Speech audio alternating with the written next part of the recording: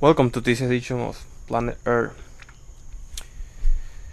I have an article that I'm gonna read that may be interesting uh, about some discovery or something that is maybe under the Persian Gulf. It says a lost civilization under the Persian Gulf.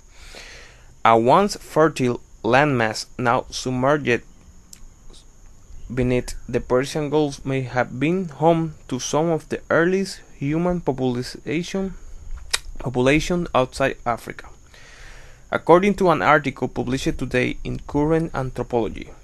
In recent years, archaeologists have turned up evidence of a wave of human settlements along the shores of the Gulf dating to about 7,500 years ago.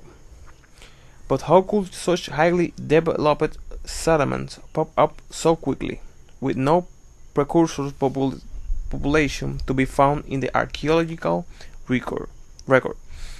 Jeffrey Rose, an archaeologist and researcher with the University of Birmingham in the UK, believes that evidence of those preceding population is missing because it's under the Gulf. Perhaps it's no coincidence that the founding of such remarkably well-developed communities along the shorelines correspond with the flooding of the Persian Gulf basin around 8,000 years ago, Rose said. The new colonies may have been come from the heart of the Gulf, displaced by rising water levels that plunged the once fertile landscape beneath the waters of the Indian Ocean. Rose said that area in and around this Persian Gulf oasis may have been host to humans for over 100,000 years before it was swallowed up by the Indian Ocean around 8,000 years ago, where before there had been but a handful of scattered hunting camps. Suddenly, over 60 new archaeological sites appeared virtually overnight, Rose said.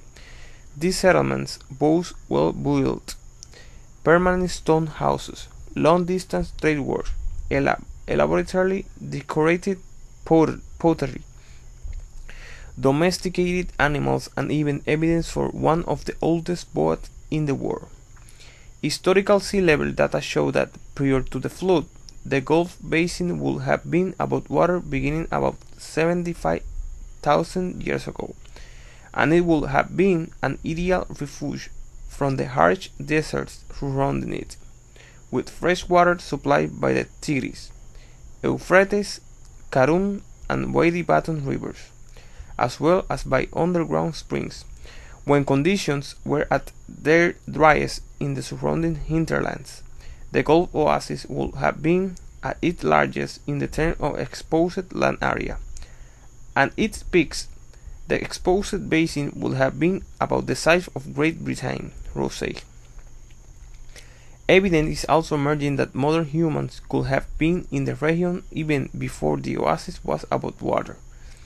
Recently discovered archaeological sites in Yemen and Oman have yielded a stone tool style that is distinct from the East Africa tradition, that raises the possibility that humans were established on the southern part of the Arabian Peninsula, beginning as far back as 100,000 years ago or more.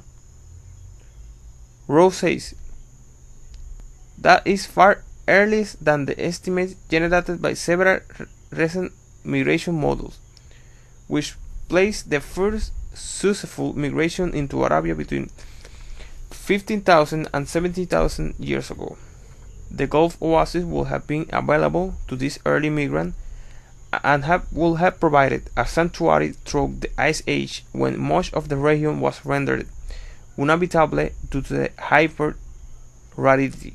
Rose said, the presence of human groups in the oasis fundamentally alters our understanding of human emergence and cultural evolution in the ancient Near East. Well, that's all that say about the article. See you next time, people. Take care. That's all. Book